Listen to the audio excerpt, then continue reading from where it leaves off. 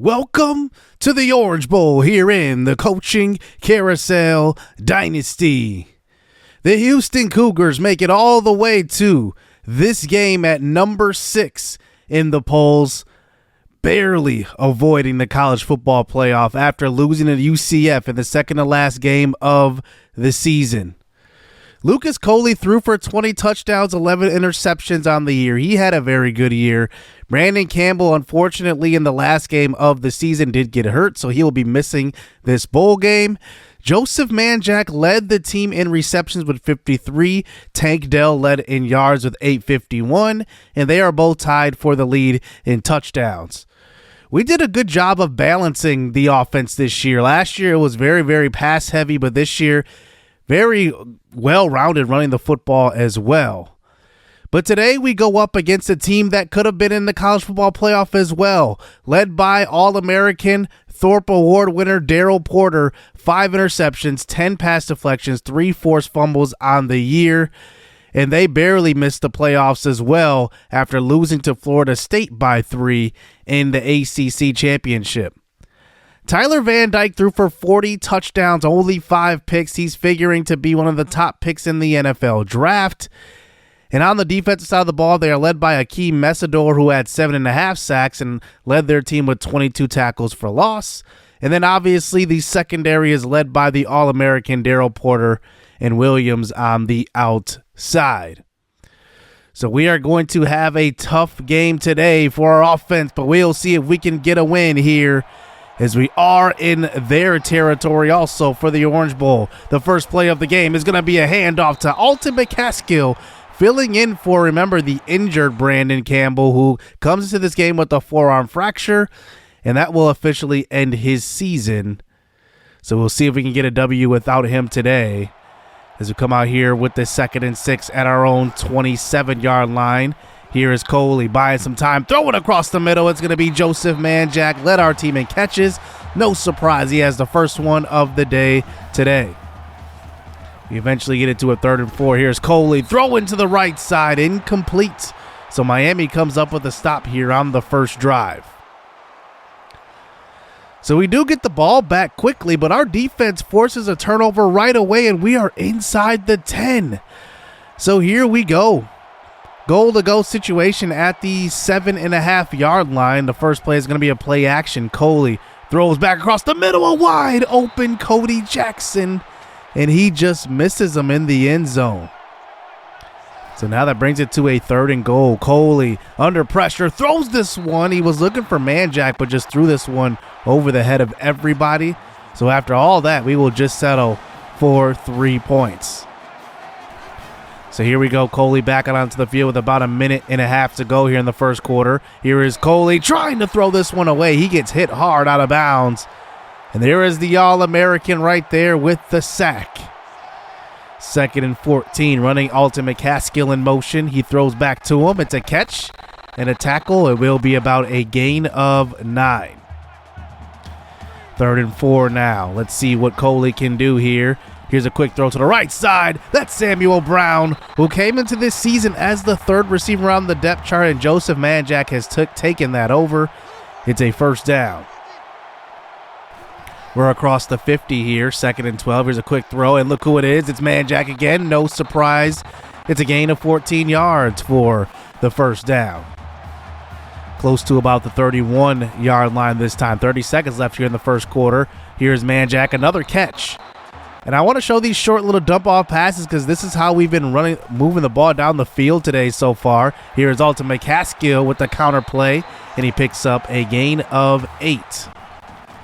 Coley now, quick throw across the middle. It's Joseph again. Another catch for him. 2nd and 5. Coley, another dump-off pass. This time it's McCaskill who tries to fight for the first down. And now we get it to a 3rd and 1.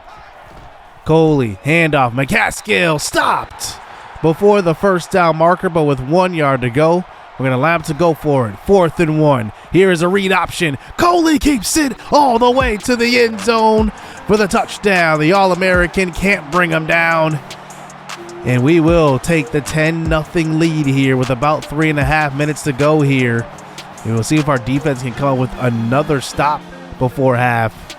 and they do. So it is 10-0. We have the ball. We did receive the ball to open the game, so Miami will get the ball in the second half, but there is a big-time play. Joseph Manjack with the back juke, a gain of 30. 7 of the passes that he has thrown have been in Joseph Manjack's direction, and this is a big Manjack game, another one. And that's his 5th catch of the game. He's got 6 totals, 8 targets. 3rd and 5 now. Here is Coley. Buying some time, still going, throwing this one down the field. Cody Jackson. It's a gain of 28. You got to give it up to the big fella at right tackle. Look at this blocking and the route. The blocking by number 50. He holds up the defensive end, then blocks 2 guys at the same time, buying enough time for Coley, and he finds his man down the field. 1st and goal, Coley. He's going to hand it off to Keelan Walker. The 3rd string back will score his 1st career touchdown in the last game of the season. 17-0. Houston's in control, but what is going on with Miami's offense? Tyler Van Dyke, 40 touchdowns on the year. Can he come up with something here before halftime? There's a quick throw to Romello Brinson for a gain of 12. 1 for 5 for Tyler Van Dyke. Here's a throw to the flats. This one, another catch by Brinson, but going only for 2 yards. 2nd and 8 now. Looks like Van Dyke maybe changing this play. The pressure gets to him, and he throws this one out of bounds. The defense is haunting him today, bringing it to a 3rd and 8. Van Dyke throwing across the middle. That's incomplete. The defense is showing up and showing out early, and we will kneel the ball going into halftime, 17-0. But pay attention here at the end of the half. The emulator actually froze, so we had to resume the game. And I didn't want to play the entire first half again, so I found a comparable score, but it did give them some points. So we start out the second half 21-10. The first pass is going to be caught by Cody Jackson. That is a dangerous throw right there. One thing I like about these sliders is that you do have to warm up your quarterback, so the throws aren't as accurate early on in the game, but it does pay off because it makes it a little more difficult. Alton McCaskill with an 8-yard carry, followed up by a 3rd and 2 carry by Keelan Walker. He gets absolutely tattooed, but they will give him the first down. So Walker remains into the game now. Here's a handoff. No, it's going to be Alton McCaskill who checks in, and he picks up about a gain of 3. The end zones are messed up here in the reboot. I'm not sure what happened there. It's a 3rd and 7 throw to the right side. Cody Jackson. It's a gain of 17 yards. Houston is in control here once again here to start the second half. We get it to another 3rd and 11. Coley throws to an open Tank Dell. He picks up 13 yards for the first down. 6 for 72 for Dell. He did score in the reboot.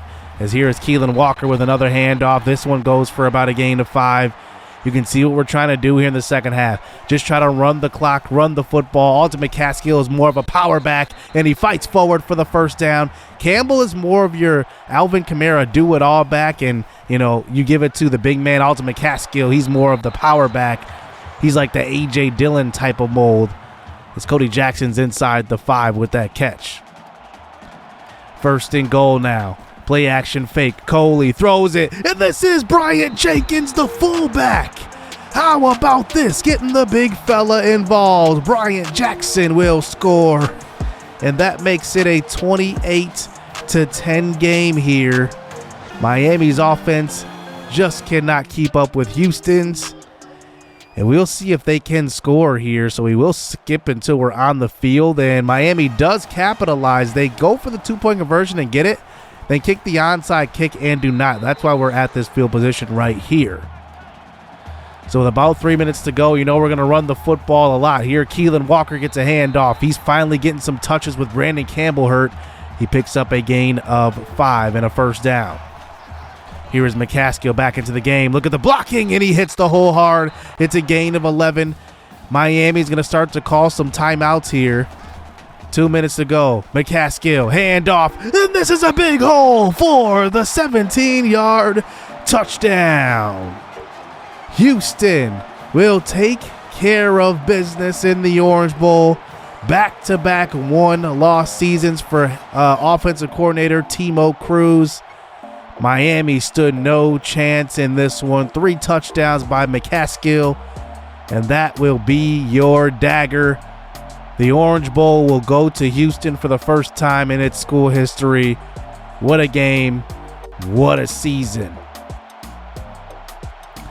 So Miami really came into this game with a really good offense, and I think that's where they definitely lost this game. Tyler Van Dyke, you saw at halftime, was absolutely terrible. We obviously had to reboot the game, but if we would have kept playing that one, I think that this blowout could have been worse than what it was. We ended up winning by 10, 34-24. Dale had a touchdown. Jenkins obviously had that touchdown at the end. And then our defense, we didn't do anything too super special, but we did have an interception, which set us up early. Antonio Brooks had it. And then looking at, what Miami did, in this reboot, actually, Tyler Van Dyke threw 3 touchdowns, 1 interception. That wasn't bad. He just wasn't good enough. And that will complete season 2 here in the Coaching Carousel Dynasty. Now, my thoughts are that I probably will stay at Houston, but if an opportunity presents itself as maybe a bigger offensive coordinator job or a lower tier head coaching job, because I want this to be realistic. I don't want to just jump to a Power 5 school. Just doesn't work out that way. So we will see what happens here with the head coaching career, at least in the future of Timo Cruz. If the right opportunity presents itself, we could move on. But we'll see. I'm looking forward to seeing what offers we get and if we should stay. We got a 2-year contract as it is now. So do we let this play out or do we move on? Hit subscribe. Hit that like button. Stay tuned. Let's get it. Let's go. I like getting money, I got time to get it. Target on me, so my car's a tenant. Dancing with the devil, I don't bargain with it. Bobbing in the dash, and the stick is with it. And I hit the 4-5 on the west side. But I'm from the east side, this how we slide. This how we ride, yeah, this how we ride.